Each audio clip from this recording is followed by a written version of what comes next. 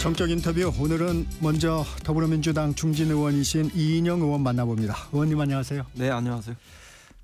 그동안 좀 어떻게 지내셨습니까? 지난 12월 3일 계엄 이후에 계엄을 빨리 해제하고 또 그걸로 인한 내란들 그 여진이 상당히 컸기 때문에 그걸 종식하고 국회에서는 탄핵 절차 밟고 또 헌재에서의 소추 과정들 이런 것들이 국민의 뜻대로 결론날 수 있도록 지켜보는 국민들과 함께 행동하는 그런 시간들이었습니다. 네, 현안 좀 살펴보겠습니다. 윤석열 대통령이 석방됐습니다. 석방되는 모습 지지자들한테 90도 인사도 하고 또 주먹을 불끈 쥐어 보이기도 하고 환한 웃음도 보였는데 어떻게 보셨습니까? 글쎄요, 우선 내란 수계라는 아주 역사에 남을 오명을 가진 윤석열 그 모습은 아니다. 이게 마치 친일 행적을 한 사람이 독립운동가의 모습을 보이는 것 같아서 매우 유감이고 또 불편했습니다. 아마 우리 국민 모두가 그랬을 거라고 생각합니다. 법원이 구속 취소를 인용한 이유, 그거는 좀 어떻게 보셨어요? 글쎄요, 누구도 납득할 수 없는 이유라고 생각합니다. 시간으로 계산해야지 날짜로 계산하면 안 된다. 이런 이야기가 있습니다만 그게 왜 하필이면은 윤석열이냐 이런 국민들의 매서운 비난에 대해서 법원이 그렇게 할 말이 없을 거다 이렇게 생각합니다. 그게 일반 서민이고 보통 시민이었으면은 그렇게 했겠냐. 또 그게 정적이었던 이재명 대표라도 그렇게 했겠냐. 이런 질문들이 저는 법원을 자유롭게 하지 못할 거다 이렇게 생각합니다. 내란죄 수사권 문제도 언급을 했어요. 명확한 어떤 규정이 없다. 대법원 판례도 없다. 그래서 그러할 때에는 피고인 이익을 기준으로 판단해야 되는 게 형사소송법의 원칙이다. 이런 판단도 했는데 이 부분은 좀 어떻게 보셨어요? 내란죄가 명백하죠. TV로 계엄이 선포되고 또 계엄군이 국회에 들어오고 선관위를 점령에 들어가는 이런 모습들이 명확하게 생중계되었었고 그것에 대한 우리 국민들의 판단은 저는 명백한 불법이고 유연적인 행위다. 그리고 그것은 내란에 해당한다. 이런 거 아니겠습니까? 그런 국민들의 인식 또 법감정 이걸로부터 그 누구도 자유로울 수 없다 이렇게 생각합니다. 검찰이 즉시 항고를 할 수 있었는데 이제 그 부분을 좀 포기한 부분이 지금 논란이 되고 있습니다. 그 부분은 어떻게 평가하세요?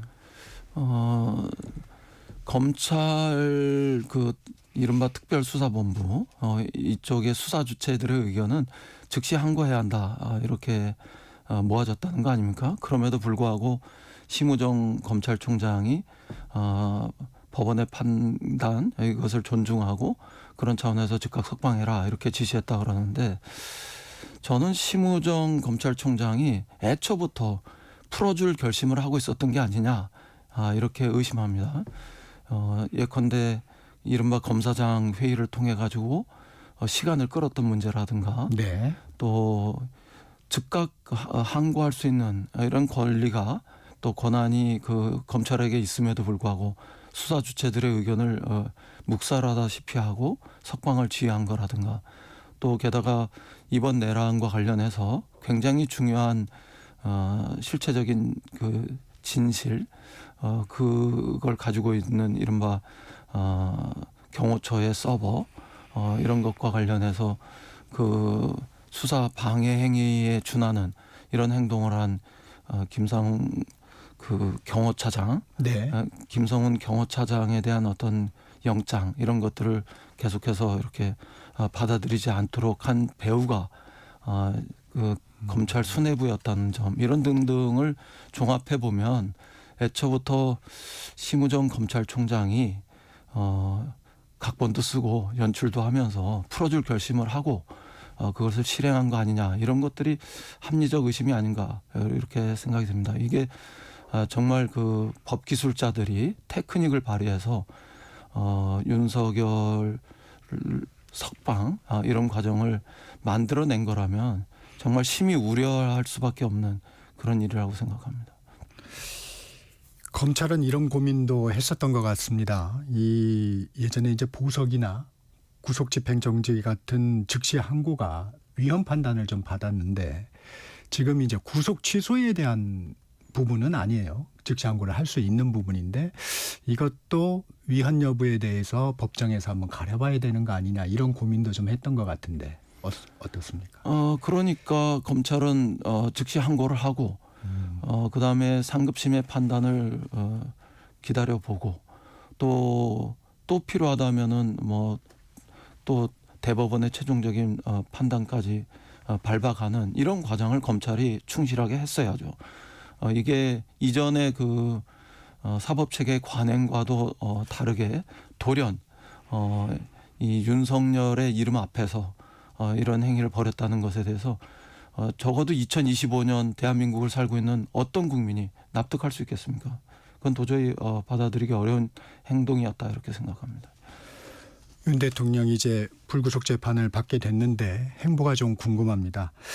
의원님이 보시기에 이제 어떤 행보를 좀 보일 거라고 생각을 하세요? 저는 뭐 그 윤석열 대통령이 대통령다운 그런 모습을 보이기 위해서는 자숙해야 한다고 생각합니다. 무엇보다 구치소에서 나와서 국민 지지자들을 향해서 감사하다 이런 이야기부터 해놓고 또 끝까지 싸우겠다 이런 그 메시지를 전달해서 지지자들을 선동하는 이런 모습을 보인 것은 아주 큰 잘못이라고 생각합니다. 오히려 국민들한테 진심으로 사과하고 또 대한민국의 자유와 법치를 흔든 자신의 모습에 대해서 진정으로 자숙하고 반성하는 모습이 더 선행돼야 된다고 생각합니다. 그러지 않고 그동안에 이렇게 헌법재판소의 심리 과정에서 보면 자신의 책임을 부하들한테 전가하고 네. 또 대한민국 국민이 다 알고 있는 그런 일들을 버젓이 뻔뻔하게 거짓말을 하고 이런 모습을 보였는데요. 이런 행위를 반복한다면 이른바 국민 밉상으로 윤석열의 이름은 역사에 큰 오명을 남기게 될 것이다. 이렇게 생각합니다. 민주당이 비상대응을 좀 하고 있습니다. 의원총회 분위기는 좀 어떻습니까? 실제로 의원총회 분위기는 격앙되어 있습니다. 그럼에도 불구하고 민주당은 수권 정당다운 모습으로서 의연하게 우리 앞에 있는 장애물들을 하나하나 해결해 나가려고 합니다. 매일 의총을 비상의총을 네. 2번씩 하고요. 또 광화문에서 있는 응원봉을 들고 나온 정의로운 시민들과 함께하는 모습들 이런 것들을 꼬박꼬박 해나가려고 합니다. 이런 과정에서 곧 탄핵 심판의 최종 판결이 나올 텐데 우리 국민이 원하는 대로 탄핵이 인용되고 대통령 윤석열을 파면한다 이런 결론이 도출될 수 있도록 책임 있게 의연하게 든든하게 민주당은 자기 역할을 하겠습니다. 의원님이 심우정 총장에 대한 의도가 있지 않느냐 하는 비판도 좀 해주셨는데 민주당에서는 심우정 검찰총장 사퇴를 주장하고 있습니다. 사퇴하지 않으면 탄핵할 수도 있다. 모든 조치를 검토하겠다고 하는데 의원님 개인 의견은 좀 어떠세요? 저 개인 의견도 마찬가지고요. 뭐 민주당의 의견을 넘어서 모든 야당의 의견 그리고 탄핵의 광장에 나온 국민들의 절대적인 의견이 이건 명백하게 검찰총장이 잘못한 것이다. 이렇게 모아져 있다고 생각합니다. 직권남용이고 직무유기이기도 하고 그래서 우선 고발 조치도 하겠습니다만 그 이전에 이 정도의 중대한 사태를 저질렀으면 검찰총장 스스로가 물러나야 한다고 생각합니다. 이런 중대한 사태를 저지르고도 아무 책임도 지지 않는다. 그걸 어떤 국민이 이해할 수 있겠습니까? 검찰총장 스스로가 물러나야 한다. 이 점부터 먼저 말씀드리고 싶습니다. 탄핵이 현실화될 경우에 여론은 좀 어떻게 움직일 거라고 보세요? 이미 압도적인 여론은 단 한 번도 윤석열의 대통령직 파면 이것에 대해서 부정한 적이 없습니다. 여론의 뭐 향방이 때로는 보수층이 결집하면서 그 격차를 뭐 좁히는 듯했지만 실질적으로 여론의 향방을 결정하는 이른바 중간층의 여론은 단 한 번도 그런 압도적인 탄핵에 대한 지지 의사를 철회한 적이 없습니다. 그런 점에서 비추어 보면 국민 여론은 대한민국의 정의가 살아있고 또 마땅히 심판해야 할 일을 했다. 이렇게 보여지리라고 생각합니다. 이것도 좀 궁금합니다. 구속 취소를 결정한 이 판사나 법원이 아닌 검찰총장을 타겟으로 하는 이유는 뭔가요? 우선 이 사태의 원인과 또 최종적인 결과를 제공한 것은 검찰총장이다. 이런 점을 좀 분명히 확인하고 있기 때문이라고 생각합니다. 앞에 네. 말씀드렸지만 구속 시간을 좀 더 앞당겨서 아무런 시비 없이 할 수 있었음에도 불구하고 그 시간에 검사장 회의를 주재하면서 시간을 이른바 도과시킨 것은 심우정 검찰총장이었고 또 이 법원의 1차적인 판단이 그렇다 하더라도 즉시 항고를 통해서 2차적, 3차적 판단의 길을 걸을 수 있음에도 불구하고 검찰총장이 지휘를 통해 가지고 석방을 하도록 한 거, 이런 것들은 기승전결이 모두 심우정으로 통하고 있다. 이런 그 판단 때문입니다. 국민의힘은 공수처를 좀 타겟으로 하는 모양새입니다. 공수처는 수사 과정에서도 이제 수사권 논란이 계속 일었었는데 이번에 내란 혐의 수사 과정에 좀 아쉬움은 없으세요? 저는 사실은 저 개인적으로는 이 내란 행위를 신속하게 진압했어야 한다고 생각합니다. 말하자면 그 체포, 부속 네. 이런 과정들이 보다 단호하고 신속하게 이루어졌어야 하는 게 아닌가, 이런 아쉬움을 가지고 있습니다. 그 수사 과정에 있어서 여러 가지 이렇게 혼선들 이런 것들이 보다 더 분명하게 단호하게 정의의 이름으로 진행되는 것이 더 바람직했겠다, 이렇게 생각합니다. 네. 여야 모두 이번 구속 취소 결정이 헌재 탄핵 심판에 미칠 영향, 이 부분에 이제 촉각을 곤두세우는 것 같습니다. 영향이 있을까요? 저는 뭐 결론부터 말씀드리면 전혀 영향이 없는 별개의 문제다, 이렇게 생각합니다. 우선 헌재의 심리 과정들이 윤석열의 수사 이런 어떤 자료를 근거로 해서 이루어지지 않았고, 헌법재판관들이 그 헌법재판소에서 이루어진 여러 심리 과정에서 직접적인 신문 이런 걸 통해서 이루어졌고, 또 증인들도 그렇게 출석시켜서 신문하는 이런 과정을 통해서 이루어졌기 때문에 헌재의 판단에 어떠한 그 영향을 줄 그런 이유가 없다, 이렇게 생각합니다. 그리고 많은 그 법률가들이나 또 우리 당의 압도적인 중론은 이거는 헌재에 어떠한 영향도 줄 수 없는 그런 그 요소다, 이렇게 보고 있습니다.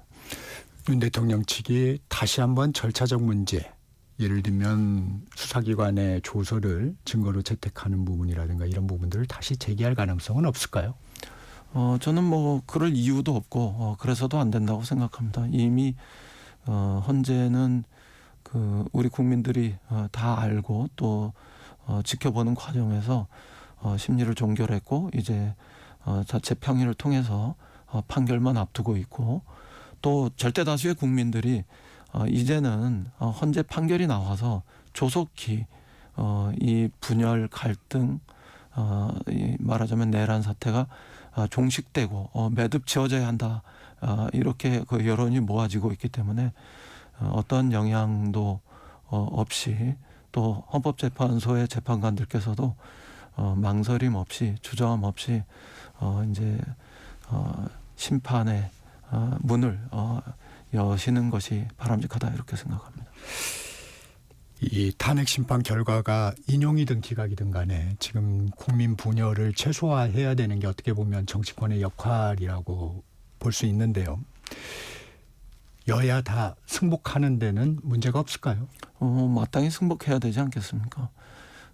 그리고 헌법재판소의 판단을 존중하고 거기서부터 새로운 대선이 이루어지건 또 어떤 일이 있더라도 그 모든 국민이 다시 통합되는 그런 문을 열어야 되고 그걸 통해서 당장은 경제의 어떤 불안정성 이런 것들을 해결하고 또 서민과 중산층의 삶, 중소기업과 소상공인의 어려운 그 현실 네. 이런 것들을 해결하는 대로 우리 국민의 에너지와 지혜가 모여져야 된다 그렇게 생각합니다.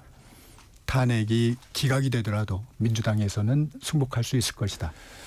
탄핵은 기각될 일이 없다 이런 점을 분명히 말씀드립니다. 네. 이 다른 주제로 좀 넘어가 보겠습니다. 이재명 대표 그 국민의힘이 극우 정당이라면서 이제 중도 보수 정당을 내세우고 있습니다. 최근 성장을 강조하고 있는데 이 같은 행보는 좀 어떻게 보십니까? 저 개인적으로는 네. 민주당은 중도 보수의 길보다는 중도 진보의 길, 대중적인 진보의 길, 대중의 생활상의 진보의 길 이런 것을 가는 것이 바람직하다 이렇게 생각합니다. 그러나 때로는 민주당이 중도 보수의 이해도 대변하고 또 양심적 보수 또 합리적 보수와 타협할 수도 있어야 한다 그렇게는 생각합니다. 전에 김대중 대통령께서 우리 민주당의 성격을 크게는 개혁적 국민정당이고 중산층과 서민과 중산층의 당이고 또 평화와 통일을 이룰 민족의 당의 길을 가야 한다 이렇게 말씀하셨고 그런 과정에서 합리적 진보와 개혁적 중도 그리고 양심적 보수가 공존하는 민주연합당의 모습을 갖출 수도 있어야 한다 이런 말씀을 하셨기 때문에 저는 그 정신 그대로 우리 민주당이 나아갔으면 좋겠습니다.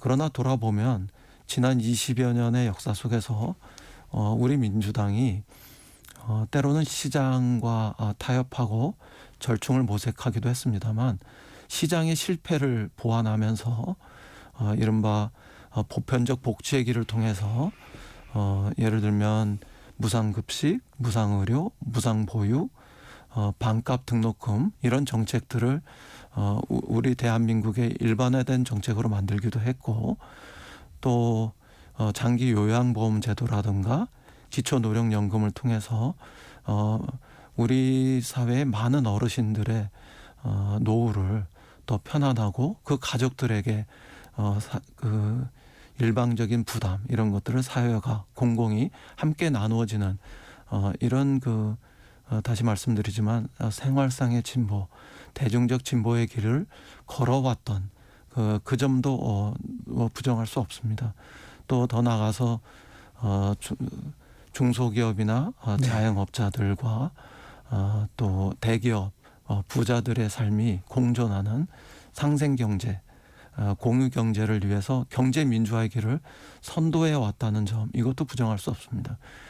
그러니까 그런 보편적 복지나 경제민주화를 통해서 우리가 조금은 더 대중의 동의를 얻는 그런 의미에서 대중적인 진보, 생활상의 진보 이런 길을 더 확장시켜 나가는 이런 데 방점을 두면서 민주당이 전진해 갔으면 좋겠다. 이런 점은 꼭 말씀드리고 싶습니다.